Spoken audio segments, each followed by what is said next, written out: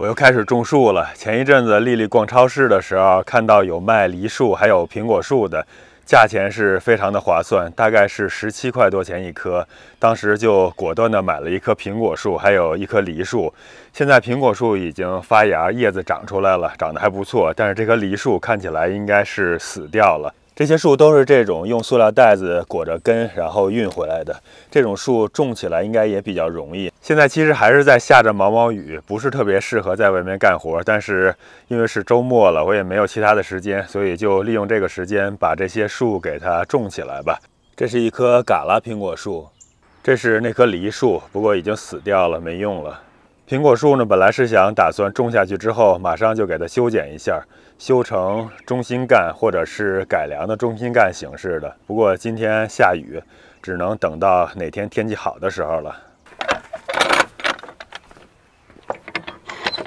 这天气是一到周末就下雨，好像是故意不想让我干活似的。把苹果树拿过去。我这棵是前年被冻死的那棵柿子树，去年的时候从根部底部的地方又长出了这么一个小枝，今年还没有发芽，也不知道还能不能活。不过即使能活的话，应该也不是原来的这个柿子树的品种了，所以我把它挖出来，把苹果树就种在这儿了。还是把小推车推过来，这样可以把上边的好土给它收集起来，一会儿再用。其实我以前种柿子树都是爱选那些网红的品种，比如说像富裕这种柿子树。你如果搜种柿子树，好多人都会推荐。不过那种柿子树的一个缺点就是它的最耐寒的地区就到7区了。我这地方是7A， 大概就是和6B 和7的交界的地方。其实比其他的7A 的区域还是要冷不少的。像这种最冷只适合到7区的树，通常到冬天就很容易被冻死，你要做好多额外的措施来保护它，而我又没有那么多时间。其实种了好几次了，这种最冷到7区的树，不只是柿子树，还有其他的树，可能有的时候冬天能活下来，然后下一个冬天可能突然就冻死了。所以我后来在买柿子树还有其他树的时候，我都要看看它耐寒的区域，最冷能到6区，种这种还是比较安全的。或者是如果到5区4区，那就更好了。如果你特别有时间，而且就是想非要种某些特定品种的树的话，那也可以吧。就是冬天的时候得特别小心的保护，比如把根部周围多铺点碎木，然后把树干给它用棉布啊，或者是稻草之类的给它包起来，或者是给它围一圈，中间填满了稻草树叶那些，给它保暖。这样的话应该也可以。不过很可能就是年年都得这样做，直到它长得特别大、特别粗壮，可能能耐住严寒了，一般就没有什么太大问题了。其实我种葡萄树，像巨峰葡萄这种也是有类似的问题，在7区对它来说还是有点冷，过冬不容易。不过怎么说呢，就是非常喜欢吃这个葡萄，所以只能尝试着种了，也是好多年了，冬天被冻死。去年种在车库里的那棵现在已经发芽，长得不错了。可是放在大棚里边，本来想试一试的那几棵，现在上边看起来都是被冻死了。有2个下边已经发芽了，可能还能缓过来。另外2棵看情况吧，只能听天由命了。像巨峰葡萄，将来种在地里边也是个麻烦事儿。头2年至少得给它年年埋地，后边长粗壮了，有可能问题不大，但是如果突然要遇到一些特别冷的冬天，如果不给它冬天的时候埋到地里边，就很有可能也是被冻死了，就前功尽弃了。哎，还是挺麻烦的。我现在也在找那种特别适合本地的葡萄品种，比较好吃的，特别适合7区的，冬天不用保护、不用埋地、好打理的。大家如果有什么建议的话，也可以给我留言分享一下。这地里边经常都能挖出地蚕，将来过2个月又都变成日本甲壳虫，破坏力超强。哎呀，感觉根系还是有点发达的，不是特别好挖。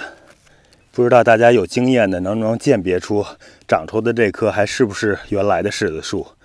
我感觉应该不是了，感觉它长出来的位置有点太靠下了，应该是从真木上边长出来的，是嫁接前的。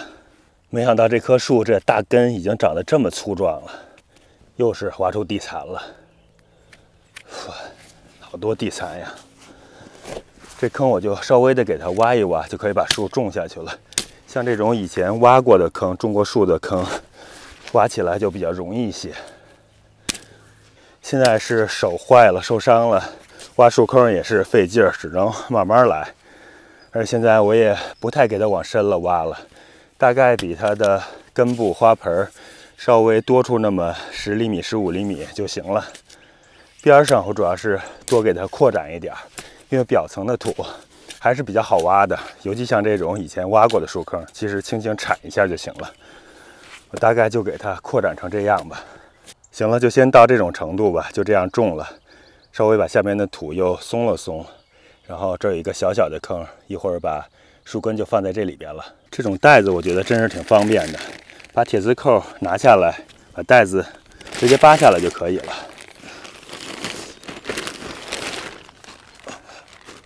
里边还有一个布袋子，也是把它铁丝拧下来，把布袋子给它拿下来。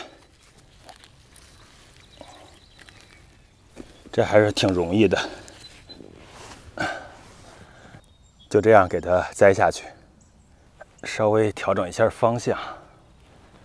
我想调整一下方向，主要是想琢磨琢磨，回头剪枝的时候到底是留哪几个枝条，所以要把这些枝条的位置稍微摆放合适了。比如我按照主干型修剪，或者是改良主干型修剪的话，那我最下边这一层现在有好多的枝条，我打算给它留3条、4条，或者是5条。看现在的形态，我大概是给它留4条吧。我看看选哪4条。有时候考虑保留哪条枝条，还确实是不是很容易的，得仔细的琢磨。我打算就是留这条、这条、这条和这条这4条了。这样的话，我把最矮的一条给它调整一下，让它往南，冲南的方向。我其实靠南的方向是那边，但是如果我要把枝条严格冲那个方向的话，感觉就跟我的院子不是特别协调，我就稍微往这边移一点点，就这样吧。这样1、2、3、4，差不多了。小推车里的土再给它加回了一些。感觉这棵树是稍微的有点歪，还得调整一下。这样应该差不多。东南西北每个方向都看一下。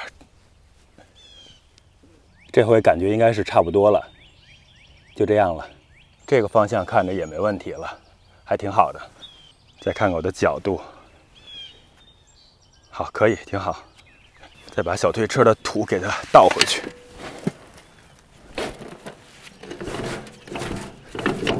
其实表层刚才铲到小推车里边呢，主要是这些碎木，稍微的调整调整，给它做一个小坑出来，这样能在早期的时候给它保持住水分。好了，这样这棵嘎拉苹果树就种好了。我选择把这棵树种在这里，是因为远处的地方有一棵以前种的黄元帅苹果树在那里。虽然这个苹果树并不需要交叉授粉，但是在一起的话，互相授粉还是会好一些的，能够增加一定的产量。最后再给它浇上1桶水就种完了。后边是大概整个夏天每周给它浇2、3次，得保证充足的水分。后边应该问题就不大了，可以减少浇水的次数。